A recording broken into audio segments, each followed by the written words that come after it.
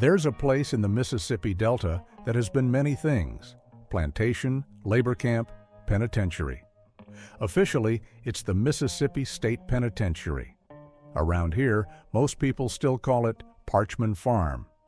At sunrise, light spreads across flat cotton fields pressed up against razor wire.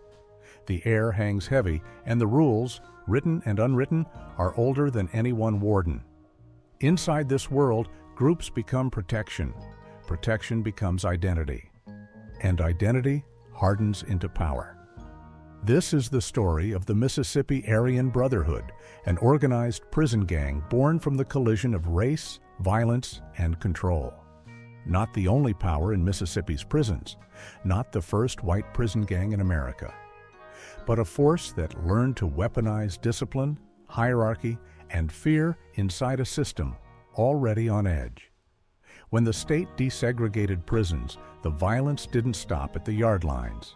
It reorganized. What emerged was a network that could reach from a dorm cell to a county road, from contraband phones to meth labs, from coded kites to sudden orders to maim or kill. The ABM would be cast as a security threat group. Prosecutors would call it a racketeering enterprise. Inmates would know it as something simpler and far more immediate: follow the rules or pay. In Mississippi, the Aryan Brotherhood's name doesn't just conjure white supremacy. It signals a set of rules, a ledger of debts, and a chain of command that can flip a dorm from quiet to chaos in seconds. And over 3 turbulent decades, law enforcement would struggle to map the lines of authority that outsiders weren't meant to see. To understand how the Mississippi Aryan Brotherhood grew, we start where it started: the yard. The Aryan Brotherhood brand traces back to the 1960s California, San Quentin. The brand, as it's often called, white supremacist ideology fused to ruthless prison economy pragmatism. That original AB built a reputation for coded communications, contract hits, and a paramilitary-style hierarchy. Its story is the grim genealogy for many white prison crews across the country. Mississippi's chapter, the ABM, emerged later in the 1980s, according to federal charging documents and public statements. From the start, it mirrored core features of the brand: racial exclusivity, a blood-in, blood-out ethos, and a willingness to use stabbings, beatings, and murder to enforce internal discipline and control territory on the inside. Over time, the ABM became one of several white prison groups operating in the state, alongside and sometimes in conflict with outfits like the Aryan Circle or out-of-state cousins such as the Aryan Brotherhood of Texas. The borders between these factions can blur at the edges: alliances of convenience on one day, knife fights the next, but they are distinct groups with their own leadership and bylaws. Federal prosecutors would later note that around 2013, ABM figures flirted with national recognition by courting ties to the California-born AB brand. The point wasn't ideology alone, it was leverage. A recognized banner can open doors for contraband, alliances in other prisons, and status in the illicit economy. Mississippi's own criminal intelligence assessments, surveys of what gang investigators were seeing on streets, in jails, and in prisons, put ABM inside a broader, volatile ecosystem. The most prevalent gangs in the state were often black or multiracial groups like the Gangster Disciples, Vice Lords, and Simon City Royals. White prison gangs were fewer in number, but still played outsized roles in smuggling, extortion, and violence behind the wire. That imbalance sharpened the ABM's survivalist posture. For members, the pitch was simple: without us, you're alone. With us, you have a crew. The cost of admission was total loyalty. Every gang says it has rules. The ABM turned its rules into a constitution.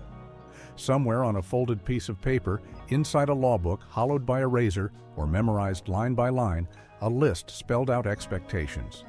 Obey orders, keep discipline, pay debts. No snitching. Fail, and the response was escalatory. Checking paperwork, a beatdown, a stabbing, or a hit. The ABM structure borrowed heavily from the prison gang playbook, sergeants and lieutenants on individual units, shot callers who issued orders, and according to trial evidence later presented in federal court, a 3-member leadership circle, sometimes described as a wheel, to oversee statewide operations. That top tier could greenlight assaults, tax drug sales behind bars, sanction politics with other groups, or issue programs for associates on the street.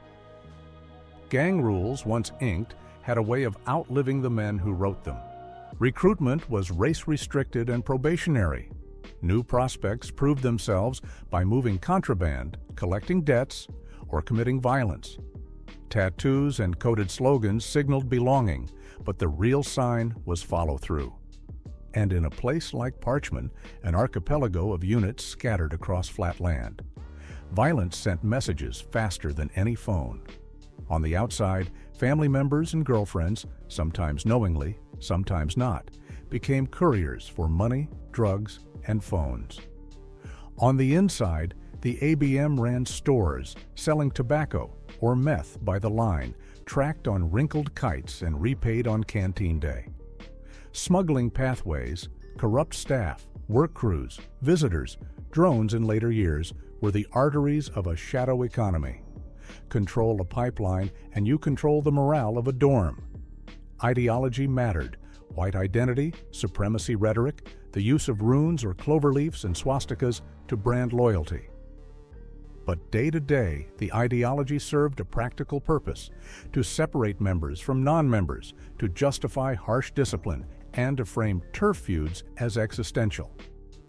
Even rivals who weren't ideologically opposite, like the Simon City Royals, a largely white but non-supremacist gang, could find themselves taxed or tested if they threatened ABM interests inside a unit.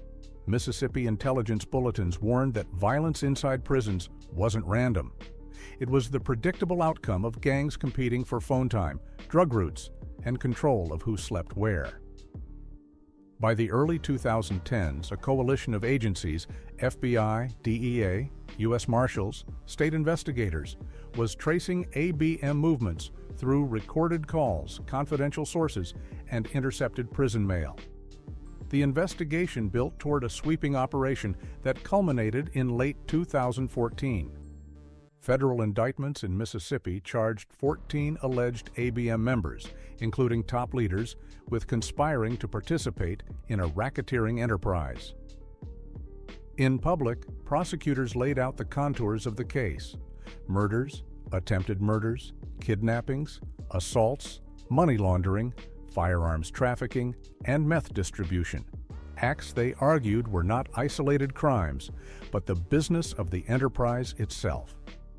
The message was clear: the federal government would treat ABM not as a loose set of thugs, but as an organization, one whose rules and orders made leaders liable for the violence they directed. Trials followed.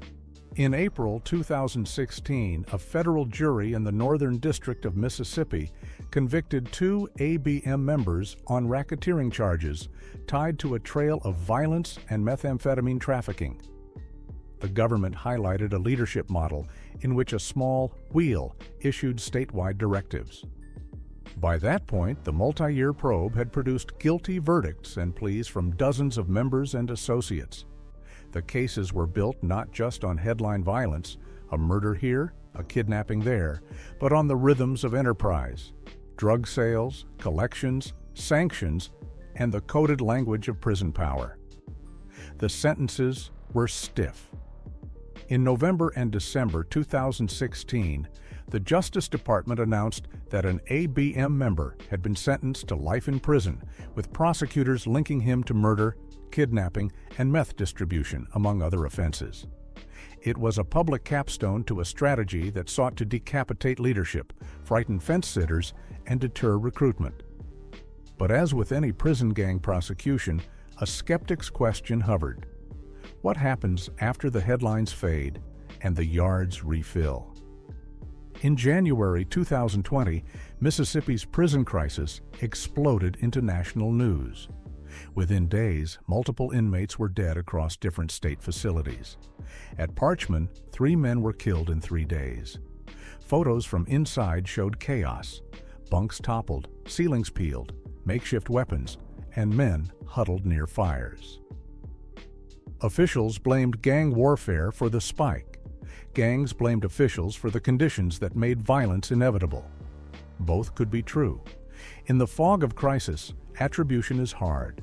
Feuds overlap, alliances shift, and rumors travel faster than facts. But one reality was fixed. Groups like the ABM, the Simon City Royals, and others were part of a combustible ecosystem where grievances were weaponized and where the state struggled to reassert control. When the lights go out in a unit, the strongest organization wins the night. Mississippi's earlier gang threat assessments had already warned that prisons were incubators for gang governance. The street was downstream from the cell. The more contraband phones on the tier, the more coordinated the orders outside. When contraband dries up, violence often follows. When it flows, the taxman comes. Inside that feedback loop, ABM figures sought to maintain their slice of the black market, meth above all, the drug that turns favors into compulsions and debts into leverage. The white power prison scene in the South can look like a tangled family tree. The Aryan Circle, the Aryan Brotherhood of Texas, the California-born brand, and smaller state-level crews. Mississippi sits at a crossroads of those networks. At the U.S. Penitentiary in Yazoo City, federal cases documented how white prison gang politics could spill into violence that transcends state lines and labels. In one case, 2 Aryan Circle members were later sentenced for an attempted murder inside Yazoo City, an attack ordered to enforce discipline and identity. The victim survived. The message did too. For prison administrators and investigators, the implication was familiar. You don't fight one gang in isolation. You fight a marketplace with multiple vendors and overlapping customers. Mississippi prosecutors have also described moments when ABM leaders sought closer ties to the California AB, a bid for brand recognition and leverage. Even without formal unification, the cultural borrowing is obvious. Iconography, the rhetoric of brotherhood, and the use of rules as a shield for violence. What distinguishes Mississippi's variant is the local ecosystem, its rivals, its prisons, and the particular drug economy of the Delta and Gulf Coast corridors. From the outside, gang control can look like movie logic, knife fights and dramatic speeches. From the inside, it's mostly paperwork and pressure. Paperwork means what you can prove. Case files and jackets to expose informants or sex offenders, IOUs and commissary logs to show who owes whom, and folders of bylaws to justify punishments. Pressure means timing, calling a target when the unit is understaffed, moving contraband when a new officer rotation is still learning faces, pushing a debt to the point where the debtor will do anything to clear it, including stabbing a rival. For ABM members, day-to-day authority lives in the small things. Who assigns bunks? Who sits at what table? Who controls the phone line at 7 p.m. when families call? Who can sell and who must buy at extortionate rates? Leadership decides policy.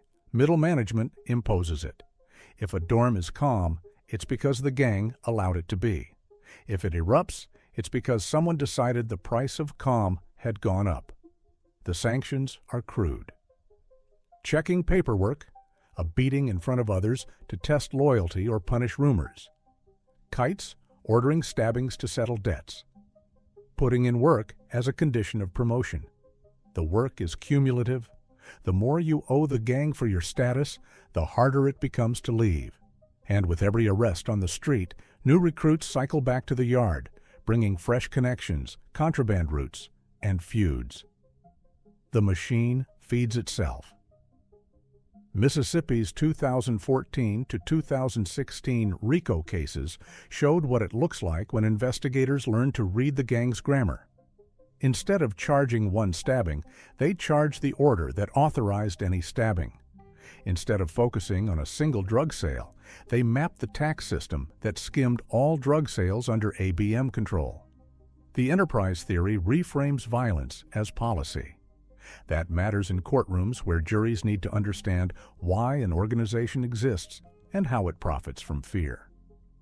Prosecutors also used the gang's own rules against it. If bylaws required obedience, then leaders were responsible for the predictable violence that obedience produced. If members punished snitches, then cooperating witnesses were proof of the gang's intimidation tactics, not merely criminals seeking deals. By the end of the decade, life sentences against ABM figures became part of a broader pattern. Cut off the head, document the body, and show juries the skeleton of the enterprise. But law enforcement knows the limits. Remove leaders and lieutenants rise. Move inmates and they seed new pods with the same bylaws. Close a smuggling route and another opens. The struggle is less a war to be won than a pressure that must be constantly applied. It's easy, in the clinical language of security threat groups, to forget the human cost. The victims aren't only rival gang members. They include family members pulled into contraband schemes. They include corrections officers who walk into units run on night market rules. They include ordinary inmates, non-gang, low-level, caught in crossfire, or targeted for extortion. In the 2020 prison crisis, families found out through social media that their sons or brothers were dead or missing. Policed and policed upon, Mississippi's prisons became a symbol for a wider debate. Underfunded facilities, crumbling infrastructure, chronic staffing shortages, and oversight gaps that gave gangs oxygen. In that vacuum, the ABM's rule set, cruel but predictable, offered a kind of order. That tells you something about the conditions, not the legitimacy of the gang. When the state can't reliably guarantee safety, illegal governance steps in. It's as old as prisons themselves. The RICO years hurt the ABM. Court filings and press releases tell a story of a network uprooted, leaders imprisoned, dozens of members convicted or flipped. Prosecutors claimed the organization was disrupted, even broken. And in a narrow sense, that was true. Old command chains were severed, fear maps shifted, some units calmed. But prison gangs aren't startups that collapse when a founder exits. They're more like franchises. So long as the conditions that produce them, racial polarization, contraband profit, understaffing, and overcrowding, persist, the brand can be revived by the next ambitious sergeant with a kite and a crew. Mississippi has tried reforms, leadership changes at the Corrections Department, federal attention, litigation pressure, unit closures and reopenings, targeted sweeps for phones and weapons. Each move makes a difference in the short term. Each requires follow-through to matter in the long term. Gangs watch policy the way investors watch interest rates. Small shifts change behavior.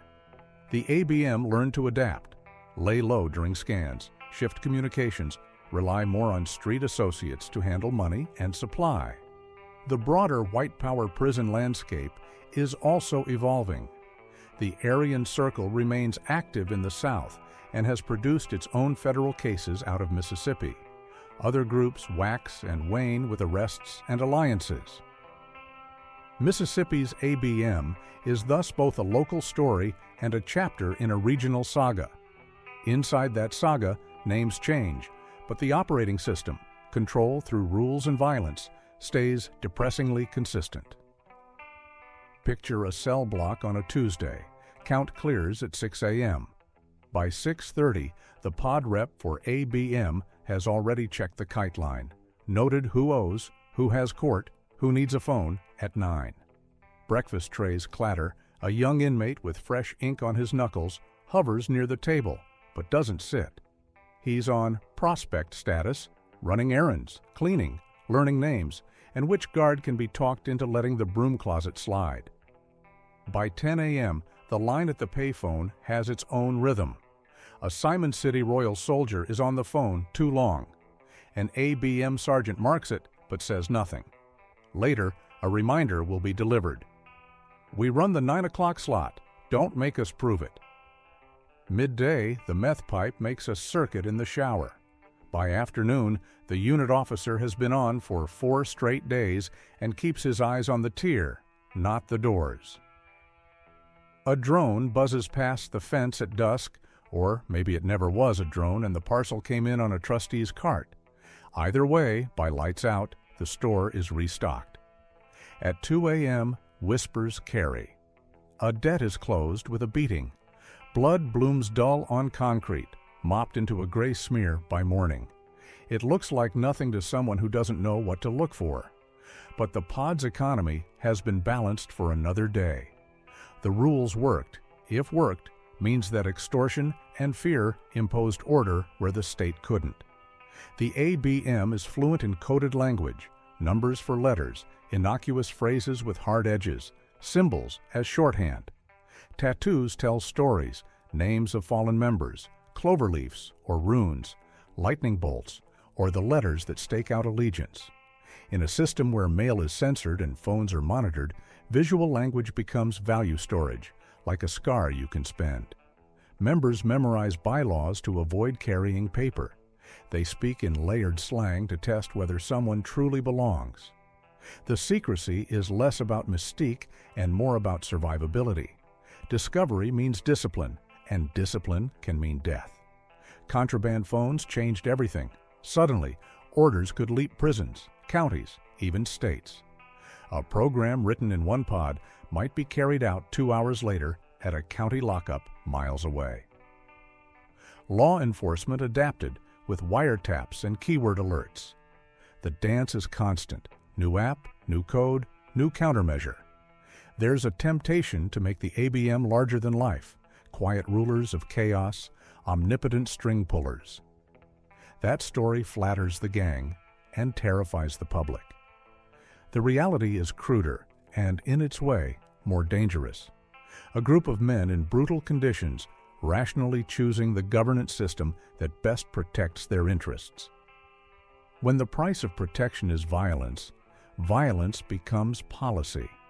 When a group's identity is defined by supremacy, brutality is not an aberration, it's mission-aligned. The myth that gangs cannot be broken is wrong. Leadership can be decapitated, networks disrupted, and lives saved.